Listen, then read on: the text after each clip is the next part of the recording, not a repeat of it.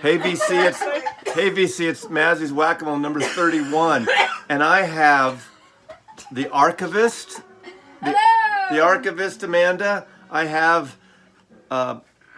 Julie and Nicole from the Cafe People in Seattle. You know, Seattle just was voted the #1 coffee city in America. It goes back between New York, San Francisco, Seattle. You know, it's all that bullshit about where's the best coffee. You know, you get a coffee, you drink a friggin' coffee. Whack-A-Mole is usually random, but they're looking at my collection, they're going through it, and these are friends of mine. These are not just people I picked up on the streets. And they're going to show some records, some music they like. And these are actually friends of mine that I've known for years. So it looks, well, anyway. We got some jazz in the background going on now. Of course, they can't pick records, so come on, pick. I need someone to start here. Okay, I'll start. Julie's going to start with Local. Ocals. SleaterKinney. Ooh. Ashley from Olympia, right? On the Olympia. Olympia or Portland? All over. It's the Great Northwest. Yeah. This is the record before the new one, or this is maybe a couple. What year is this? It's a Sub Pop album. 2015 Seattle. Sub Pop, and I don't have the new one yet. I know a few people have shown it, and there's a little controversy because St. Vincent produced a new one. She's grooving here, but you probably don't know anything about this. Do you know anything about this record? I don't, Okay. actually, but I do like them. SleaterKinney. We're doing Northwest. We're not going to exclusively do Northwest, but this is No Cities to Love. Well, What's the look at chick from Portlandia is in this? that. Yeah, Brownstein. Harry Brownstein. That's her. That is her. Okay. All right, whatever. There we go. Okay, next. Next. Number 23, your time is up. Who's 23? I don't know. We're both like, The pressure's on. Okay. I know, I can't I don't remember what I'm think looking I, for. you know, I did give them the memo and the rules to Whack-A-Mole, but nobody is picking a friggin' record, you know? Why don't you tell us where whack-a-mole, the phrase whack-a-mole comes from? Well, okay, Whack-A-Mole, it's a game in carnivals. You remember that? It's yeah, I know that You game. hit the thing. He But misnamed it. I named it Whack-A-Mole because I'm randomly picking a record and showcasing it, and people like us to show records. So, okay. Okay. Oh. Oh. I'm looking for 6 stuff. Cooter, you know. Okay. Jazz. Talk about. Oh, look at that T-shirt. Look at that shirt. Jawbreaker. Punk rock. Anybody like Jawbreaker? So good. Okay. Talk about this record. You gave me this record a few years ago. 10 years ago-ish? Okay. There's a promo copy I have. So good. Great record. 1978. Warner Brothers Records. Cooter. And this is interesting. I've seen a lot of people recently, including Brian, Cosmic Vinyl, and a few other people, post a video of the metaphysical, the hippie, whatever, from the United States of America. The metaphysical, what is it called? Whatever. Anyway, Joseph Bird arranged this record for Cooter, and it's very kind of old jazzy. Really a wonderful record. 1978 Warner Brothers Records. Shout out to Rymo D from This Bike is a Pipe Bomb, a Pensacola band. Loves this record. I posted a photo of it on my music Instagram, and he said this is one of his favorite Cooter albums, actually. Excellent taste in records, Rymo D. And shout out to him. And to the comment in our last video, someone mentioned This Bike is a Pipe Bomb. High fives. That's a Pensacola band. She's the Pensacola woman from the South, That's the what I punk should've- area, 309 can do it Punk now. Store. True. But this is unusual. Again, Cooter really crosses genres, and you know me, I've done a whole video on Cooter. I promote him anytime. They're mocking me behind me because we all went to have Mexican fish tacos and things in Seattle, in the Georgetown area of Seattle. So, okay, that's next, Whack-A-Mole. We're not doing the random thing, but they're pulling it. But come on. Okay, oh, this is Ooh, I actually have 2. Nicole is doubling up here. This is Nicole, and Nicole is Julie's niece, They have the cafe in West Seattle and in Capitol Hill. Capitol Hill, Seattle, and a soon third one coming in the new year. And they're from Ohio. Called Real Fine Coffee. Oh, do you want me to say? Okay, real fine coffee. Because it's real fine. It's real fine, because it's real fine. Beans by Herkimer.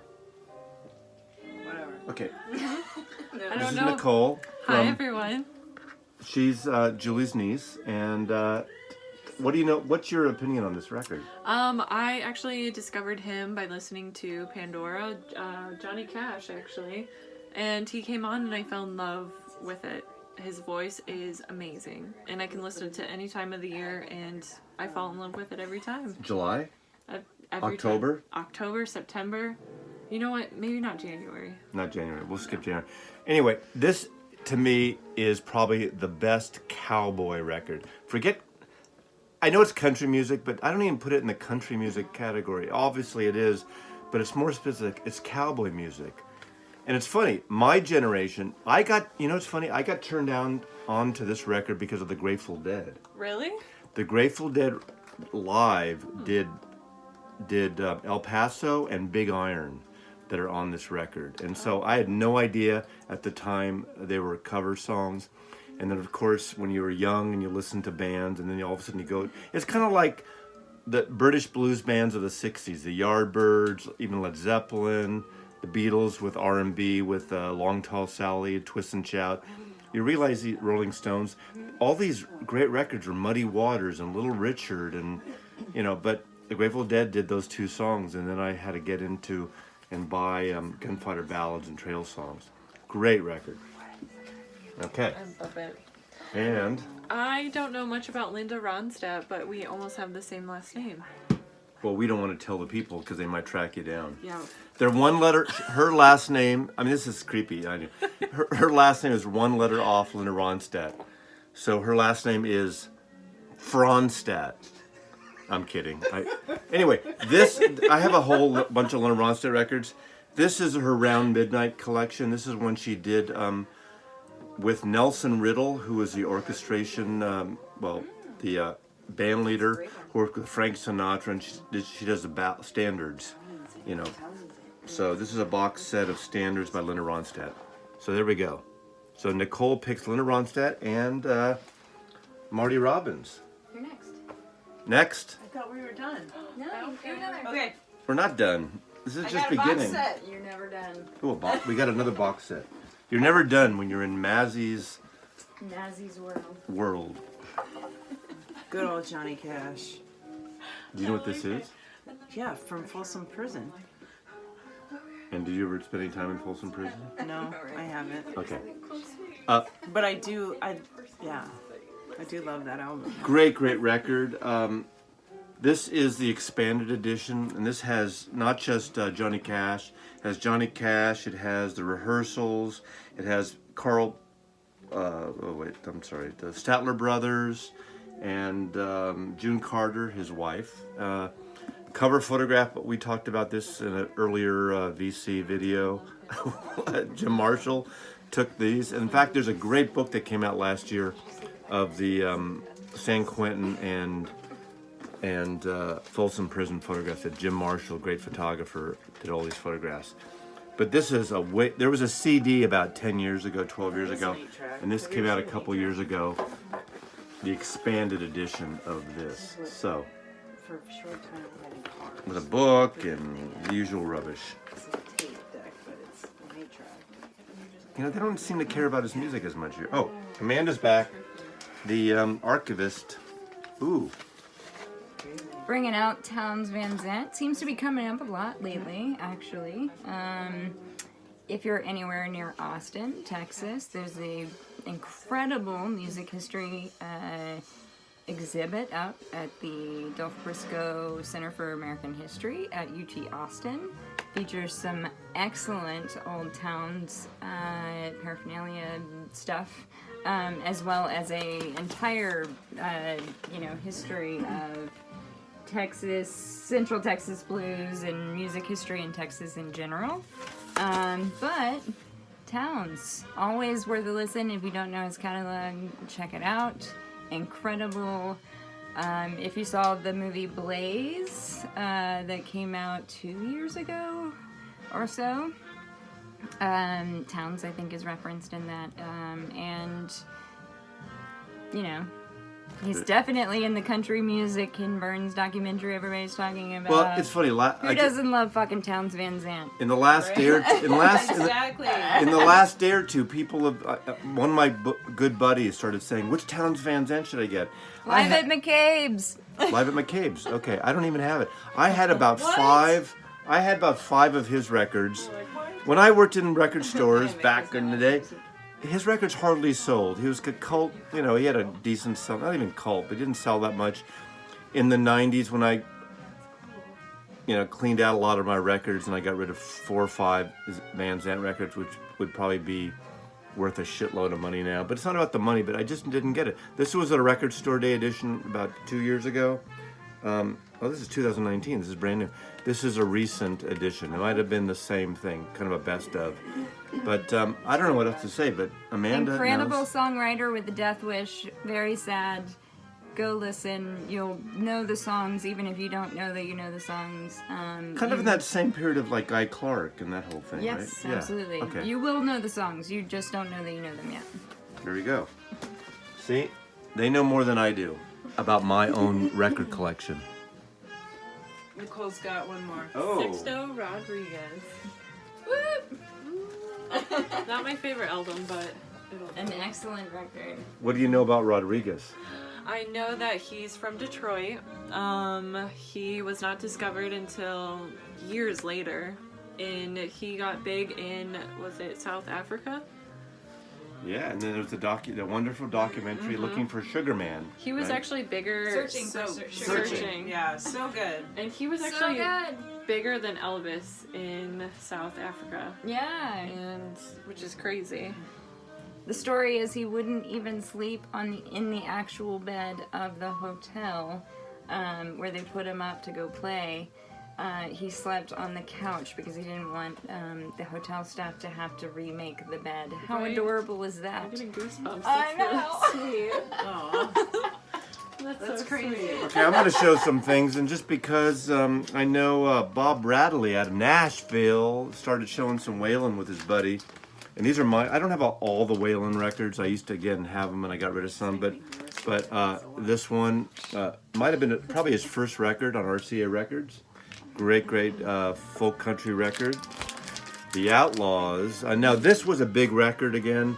In the Such a mid good 70s. record. Waylon Jennings, Willie my Nelson, gosh. Jesse Coulter, and Tom Paul Glaser. So good. And this is original 70s pressing. Great record. Chet Flippo from Rolling Stone wrote the liner notes, but worth getting. Are you ready for the country? Waylon Jennings. Look Another at great that record. photo. Look at that photo. We look kind of. People used to confuse You us. could be totally twins. I went cross country in 1984 with my buddy, moved from San Francisco to Manhattan, New York City, New York City. and we were in Nashville, where were we? Somewhere, and all of a sudden there was these people clamoring around this recording studio, and Waylon Jennings walked out. So my buddy has a picture of me and Waylon Jennings from 1984, but I'm trying to track down the picture. I think, fuck, I just dropped a record. But there's a picture somewhere of me and Waylon, and it's probably from like across the street, so I'm probably like tiny, but I'm trying to get a copy of that picture. So I met Waylon Jennings for like a minute. Waylon, great song. Lukenbach, Texas. Waylon and Willie and the Boys. You know that song? So good. Oh my gosh. I'm going to Lukenbach, Texas. Waylon and Willie and the Boys. Actually, Johnny Paycheck does a great version of it where he includes Il Nerubi stays songs and same songs. Sweet. Wow. Okay. Medley of Elvis hits. Oh, here's the thing about. Did you know that he was gonna get on the plane with Big Bopper, Buddy Holly, and Richie Valens after the concert? Goodness, Yeah. he didn't. Because he was in He was in. Plane crash. Okay, so the Big Bopper had to get to the next place fast. So he gave his seat to the Big Bopper to get on the plane, and it crashed. Buddy Holly, Everybody died. the Big Bopper, and Richie Valens, La Bamba. Ba-da-da-da-da, La Bamba, da-da-da-da-da. So Waylon Jennings kind of survived that. No, it's not Pina Colada. It's nothing like that song. I got I hate that fucking song. Okay, and then a original pressing of Waylon's Greatest Hits, which has a song called Amanda. Which, first bartending job I ever had, double wide trailer, Pensacola, Florida. Every dude I ever served a dollar beer to, love you guys if you ever happen to see this, used to sing Amanda to me. Wow. True story. There's a song on this. There's a song called I've Always Been Crazy. Every woman I ever met sang that song, I've Always Been Crazy, to Mazzy. And I'm a rambling man. I kid. Okay, enough of that. Well, come on. Rambling man. Anything else? We're done. Say goodbye. Oh, We're saying that's goodbye. it? Okay. Anyway, now. Mazzy, Bye, Mazzy, Amanda, Julie, and Nicole, thank you for watching Whack-A-Mole number 31. We love you. Bye.